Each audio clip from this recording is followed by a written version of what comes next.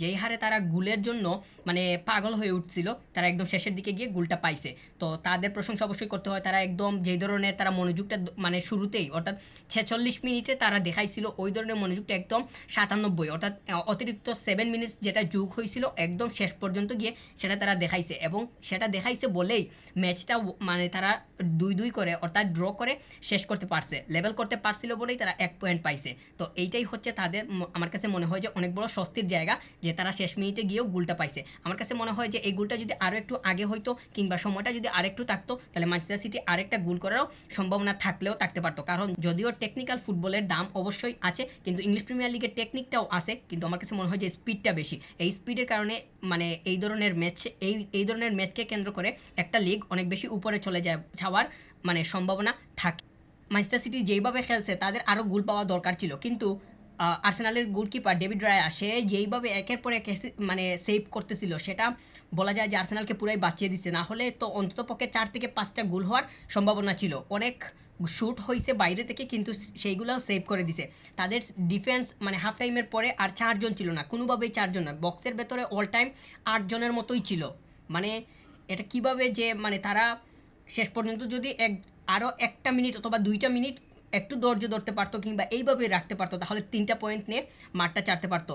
Manchester city তারা যেইভাবে খেলছে, মানে বলা যায় যে একদম শেষের মিনিটে গিয়ে তাদের গোল পাওয়াটা দরকারই ছিল। তারা যেইভাবে অ্যাটাক করছে একের পর এক, এই অ্যাটাকের সামনে একদম শেষ পর্যন্ত আর আর্সেনাল তারা কোনোভাবেই দাঁড়াতে পারেনি। এইটা মানে এই যে স্পিডি ফুটবল, এই কারণেই আমার কাছে মনে হয় যে প্রিমিয়ার লিগের এত হাইপ কিংবা এত নামডাক বর্তমান সময়ে এসে। অন্যান্য যে লিগগুলো আছে সেইগুলো হয়তো টেকনিক্যালি কিংবা কৌশলের দিক থেকে অনেকটাই এগিয়ে থাকতে পারে, কিংবা ওই ধরনের তর্কে গেলে ওই হিসাবগুলোকে বিবেচনা করলে দেখা যাবে যে অন্যান্য লিগগুলোকে অনেকটাই এগিয়ে রাখা সম্ভব। কিন্তু স্পিডের দিক থেকে, গতির দিক থেকে এই মানে বর্তমান সময়ে প্রিমিয়ার লিগের উপরে অন্য কোনো লিগ আছে বলে আমার কাছে মনে হয় না। এইটা আজকের এই যে আর্সেনাল এবং ম্যানচেস্টার সিটির ম্যাচে সেটা খুবই ভালোভাবে মানে পরিষ্কারভাবে মানে ফুটে উঠছে। ফার্স্ট হাফে বলা যায় যে আর্সেনাল তারা খুবই ডমিনেট করছে, একের পর এক প্রেস করছে। মানে ম্যানচেস্টার সিটি তারা তাদের মতো ছিল না।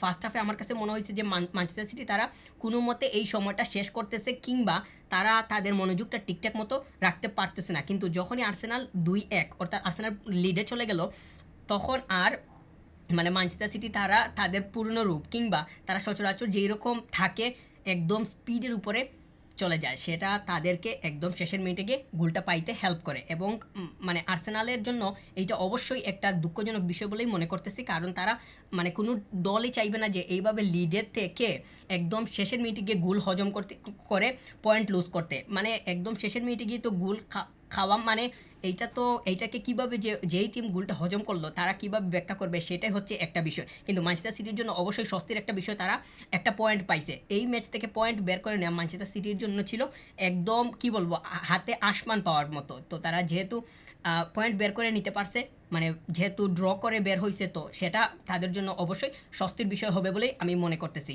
মানে আর্সেনাল তারা মানে বাস পার্কিং করেও কোন ধরনের লাভ হয়নি। তারা যদি একটু অ্যাটাকিং মাইন্ডে এসে খেলতো, তাহলে গোল এই ম্যাচে হয়তো দুইটা দল মিলিয়ে 6 থেকে 7টাও চলে যাওয়ার সম্ভাবনা ছিল, মানে গোল হওয়ার সম্ভাবনা থাকতো দুই টিমেরই। কিন্তু আর্সেনাল একদম তাদের সাইডে পুরোই একদম ছিল, মানে ওইখানে তারা একদম স্ট্যান্ড খুঁটি গেড়ে বসেছিল, তাঁবু গেড়ে যেটাকে বলে। তো তবুও সেটা আর কাজ হয়নি। একদম শেষের দিকে গিয়ে খুঁটি হোক, দেয়াল হোক আর তাঁবু হোক, সব কিছুই মানে ভেঙে দিছে ম্যানচেস্টার সিটি। তারা তো একদম শেষের দিকে গিয়ে যে কর্নারটা হইলো, কর্নার থেকে গিয়ে মানে বলটা আসলো, ওইখান থেকে একটা কিক হইলো, তারপর আবার রিবাউন্ড হইলো জন স্টোনসের কিক থেকে, তারপরে এই তো গোলটা হয়ে গেল। মানে এই এই ম্যাচ থেকে ম্যানচেস্টার সিটি তারা এক মানে সেকেন্ড হাফে গিয়ে যেভাবে একের পর এক অ্যাটাক করছে, আমার কাছে মনে হয় যে তারা মানে গোল করার জন্য একদম মরিয়া ছিল। মানে সেটা তারা যে একদম শেষের দিকে এসে সেটা প্রমাণ করছে, এটাই মানে বুঝাইতেছে।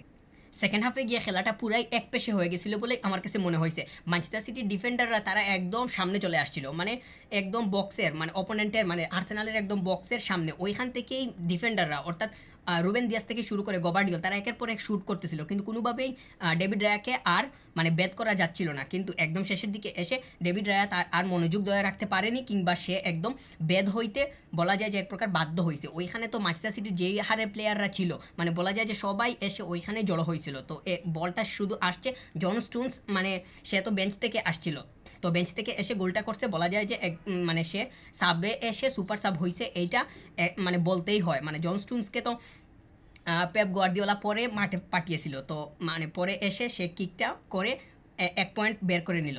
ম্যানচেস্টার সিটির জন্য 1 পয়েন্ট এই ম্যাচে অনেক বড় বিষয়। মানে একদম 3-4 দিন পানি না খেয়ে থেকে পানি পাওয়ার মতো ছিল বলেই মনে করতেছি। মানে তারা গোলটা যেই হারে সেকেন্ড হাফে খেলছে, তো আমি বললাম মানে সেইটা বিবেচনা করলে তাদের এই ম্যাচে মানে গোল পাওয়াটাই দরকারই ছিল। মানে তারা যেইভাবে একের পর এক অ্যাটাক করছে, ট্রোজার্ড সে বার্নার্ডো সিলভাকে ফাউল করে রেড কার্ড পেয়ে মাঠ ছাড়ে, এবং আর্সেনাল ওই সময় থেকেই 10 জন নিয়ে খেলতেছে, অর্থাৎ 10 ম্যানের আর্সেনালকে মানে ম্যানচেস্টার সিটি তারা তো পুরোই একদম শক্তিশালী, মানে তাদের যত এনার্জি আছে সব কিছুই তাদের উপরে মানে একদম চাপ দিয়ে খেলছিল। তো তারা মানে আর্সেনাল বলা যায় যে এক প্রকার অসহায়ের মতো ছিল, শুধু মানে বলগুলা অর্থাৎ অ্যাটাকগুলা টেকানোতেই তারা ব্যস্ত ছিল। কিন্তু শেষ পর্যন্ত আর তারা তাদের যেই অবস্থানটা অর্থাৎ তারা যেই ধরনের চাইছিল কোনো মতেই তারা এইভাবে রেজাল্টটা রেখে ম্যাচটা শেষ করতে, কিন্তু তারা সেটা পেরে ওঠেনি। কিন্তু তারা যদি 11 জনের থাকতো, অর্থাৎ ট্রোজার্ড যদি মাঠে থাকতো, তাহলে আমার কাছে মনে হয় যে তাদের আরও বাড়তি এনার্জি থাকার সম্ভাবনা ছিল, কারণ একটা প্লেয়ার না থাকা মানে তো অনেক কিছুই। ট্রোজার্ড যখন মাঠে ছিল তখন তো সে তার সর্বোচ্চটুকু দিয়ে খেলছে, তো এইটা থেকে আর্সেনাল বঞ্চিত হয়েছে। একটা রেড কার্ড পাওয়া অর্থাৎ একটা প্লেয়ার মাঠ ছেড়ে দেয়া মানেই হইতেছে ওইখানেই ভাঙ্গন। তো এই ভাঙ্গনটা ম্যানচেস্টার সিটি তারা খুব ভালোভাবেই নিছে, এবং সেটাকেই কাজে লাগিয়ে সেকেন্ড হাফে গিয়ে যেইভাবে একের পর অ্যাটাক করতেছিল, আর্সেনাল যে একটা কম নিয়ে খেলতেছে সেটাও বোঝা যাইতেছিল। কিন্তু তারা যে মানে আর্সেনাল যে মানে পাল্টা অ্যাটাক করবে ওই ধরনের তাদের কোনো ধরনের সুযোগই ছিল না। তারা যে কয়বার সেকেন্ড হাফে ম্যানচেস্টার সিটি এর হাফে আসছে সেটাও একটা বিষয়, হয়তো হাতে গুনে সেটাও মানে বলে দেওয়া সম্ভব। 45 মিনিটের পর থেকে এডারসনকে মানে কোনো ধরনের কাজই করতে হয়নি, তার কাছে কয়েকটা ব্যাক পাস আইছে, মানে ওইগুলা সে শুধু আবার সামনে ঠেলে দিছে, শেষ। এই হচ্ছে তার কাজ। আর্সেনাল কোনো ধরনের এটাকেই যাইতে পারেনি, এটাই হচ্ছে তাদের অনেক বড় একটা দুর্বলতা। তারা 10 জন নিয়ে খেলছিল, একে তো তাদের শক্তি কমে গেছে, আবার মানে ম্যানচেস্টার সিটি এর যেই ধরনের অ্যাটাকগুলো এগুলার সামনে তারা দাঁড়ানো মানে কি এবার এগুলা কিভাবে ঠেকিয়ে দিবে, কিভাবে এইগুলা সরিয়ে দিবে, এইগুলাতেই তারা মনোযোগী ছিল। তারা যে এইগুলাকে মানে মানে আটকিয়ে অর্থাৎ তাদের হাফে রেখে ওইখান থেকে কাউন্টারে যাবে এই ধরনের কোনো সুযোগই তারা তৈরি করে নিতে পারেনি। তাছাড়া ম্যানচেস্টার সিটি যে কোনো ভুল করছে, মানে ওই ভুল থেকে যে বলটা তাদের কাছে যাবে কিংবা কোনো ধরনের স্পেস তৈরি হবে সেটাও হয়ে ওঠেনি। ম্যানচেস্টার সিটি তারা খুবই সচেতনতার সহিত অর্থাৎ কনসার্ন নিয়ে খেলছে। তারা যেই ধরনের গেম প্লেটা করছে, যেই ধরনের স্পিডটা প্রত্যেকটা প্লেয়ার একদম গবার্ডিওল থেকে শুরু করে একদম মানে সামনে গ্রিলিশ তো বেঞ্চ থেকে আসছিল, সবাই যেই ধরনের তাদের এনার্জিটা শো করছে এইটার সামনে মানে আর্সেনাল তারা শেষ পর্যন্ত দাঁড়াতে পারেনি, অর্থাৎ আর্সেনালকে মানে শেষ পর্যন্ত তারা পয়েন্টটা ভাগাভাগি করতে হয়েছে। কিন্তু আমার কাছে মনে হয় যে তারা যদি আরেকটা প্লেয়ার থাকতো অর্থাৎ যেটা রেড কার্ড পেয়ে মার্চ আসছে ও যদি মানে থাকতো, তাহলে তাদের শক্তি আরও যোগ হইতো। শক্তি তো এমনিতেই আরও মানে পূর্বে তো বাড়ানো অবস্থায় ছিল, ও চলে যাওয়ার পর কমে গেছে, তো ও যদি থাকতো তাহলে তো বাড়ানো অবস্থায় থাকতো। তো সেইখান থেকে তারা একটু অ্যাডভান্টেজ পাওয়ার সম্ভাবনা ছিল, কিন্তু এই অ্যাডভান্টেজটা যেহেতু নাই তাদের, তারা একটু ডাউন হয়ে গেছিলো। এই সুযোগটা ম্যানচেস্টার সিটি খুব ভালোভাবেই লুফে নিছে এবং তাদেরকে ভালোই অ্যাটাক করছে। ম্যানচেস্টার সিটি আমার কাছে মনে হয় যে আরও বেশি গোল পাওয়া দরকার ছিল, কিন্তু তাদের গোলকিপার ডেভিড রায়া যেই পরিমাণ সে সলিড ছিল এইটা মানে খুবই প্রশংসা করতে হয়। সে একদম মানে অসহায় ছিল, একের পর এক শুট একের পর এক অ্যাটাক, তার সামনে কোনো কিছু করার মতো ওই রকম ছিল না।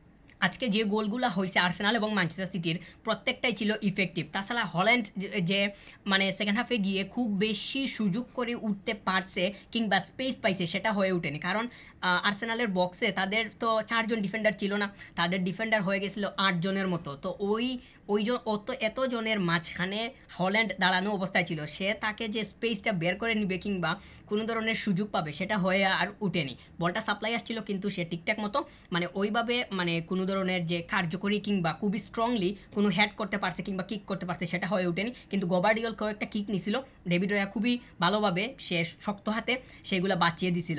বলা যায় যে ম্যানচেস্টার সিটি এবং আর্সেনালের এই ম্যাচটা অনেক কিছুই বলে দিতেছে। মানে এই ম্যাচটা বর্তমান প্রিমিয়ার লিগের যেই অবস্থানটা কিংবা যেই ধরনের শক্তিতে বা যেই ধরনের যোগ্যতায় আছে সেটাই প্রমাণ করতেছে। তাছাড়া ইংলিশ প্রিমিয়ার লিগটা মাত্রই শুরু হয়েছে নতুন সিজনের, দেখা যাবে যে সামনে এই ধরনের ম্যাচ আমরা আরও দেখতে পারতেছি। আর আমার কাছে মনে হয় যে এই ধরনের ম্যাচ মানে ইংলিশ প্রিমিয়ার লিগে নতুন নয়, এগুলো আগেও হয়েছে, কিন্তু সামনে আরও বেশি হওয়ার সম্ভাবনা আছে। যত দিন যাইতেছে, সময় যত মানে আগাইতেছে, তত স্পিড হইতেছে প্রত্যেকটা লিগ, প্রত্যেকটা দেশ মানে খুবই স্পিডি ফুটবলের দিকে মনোযোগ হইতেছে। টেকনিকের দিকে মনোযোগ অবশ্যই আছে, কিন্তু স্পিডের দিক থেকে মানে ইংলিশ প্রিমিয়ার লিগ তারা সবসময়ই এগিয়ে ছিল। বর্তমান সময়ে এসে তারা যেটা দেখাইতেছে এটা তাদের মানে হাইপটা এমনিতেই বাড়িয়ে দিতেছে, তাদের ক্যাপাবিলিটিটা অবশ্যই বাড়িয়ে দিতেছে। মানে প্রত্যেকটা ফুটবল ফ্যান্স, আমার কাছে মনে হয় যে বেশিরভাগ ফুটবল ফ্যান্সই মানে টেকনিক্যাল ফুটবলের চেয়ে স্পিডি ফুটবলটা দেখতে চায়, আমার কাছে এটাই মনে হয়।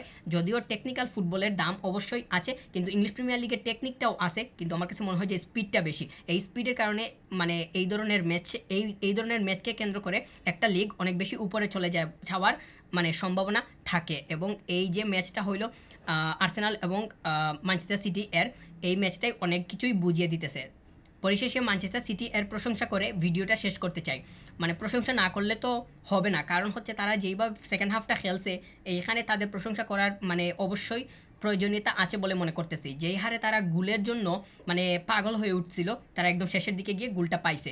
তো তাদের প্রশংসা অবশ্যই করতে হয়। তারা একদম যেই ধরনের তারা মনোযোগটা মানে শুরুতেই অর্থাৎ 46 মিনিটে তারা দেখাইছিল ওই ধরনের মনোযোগটা একদম 97, অর্থাৎ অতিরিক্ত 7 মিনিটস যেটা যোগ হয়েছিল একদম শেষ পর্যন্ত গিয়ে সেটা তারা দেখাইছে, এবং সেটা দেখাইছে বলেই ম্যাচটা মানে তারা 2-2 করে অর্থাৎ ড্র করে শেষ করতে পারছে, লেভেল করতে পারছিল বলেই তারা 1 পয়েন্ট পাইছে। তো এইটাই হচ্ছে তাদের আমার কাছে মনে হয় যে অনেক বড় স্বস্তির জায়গা, যে তারা শেষ মিনিটে গিয়েও গোলটা পাইছে। আমার কাছে মনে হয় যে এই গোলটা যদি আরও একটু আগে হইতো কিংবা সময়টা যদি আরেকটু থাকতো, তাহলে ম্যানচেস্টার সিটি আরেকটা গোল করারও সম্ভাবনা থাকলেও থাকতে পারতো। কারণ যেহেতু লেভেল হয়ে গেছে তাহলে আর্সেনাল তারা আবার এটাকে আবার আসার চেষ্টা করতো। কারণ দুই দলই চাইতো যে যেহেতু এখন লেভেল, যে গোল করবে তার পয়েন্টস মানে সে জেতার একটা সম্ভাবনা থাকবে কিংবা পয়েন্টস বেড়ে যেতে পারে। তো ওই সময় হয়তো আর্সেনাল তারা এটাকে আসার চেষ্টা করতো, কিন্তু সেটাকে টেকিয়ে ম্যানচেস্টার সিটি তারা যদি কাউন্টারে যাইতো তখন তারা নিশ্চিতভাবে আমার কাছে মনে হয় যে গোল পাইতো। কারণ তারা যেই ধরনের মনোযোগের মধ্যে ছিল বা যেই ধরনের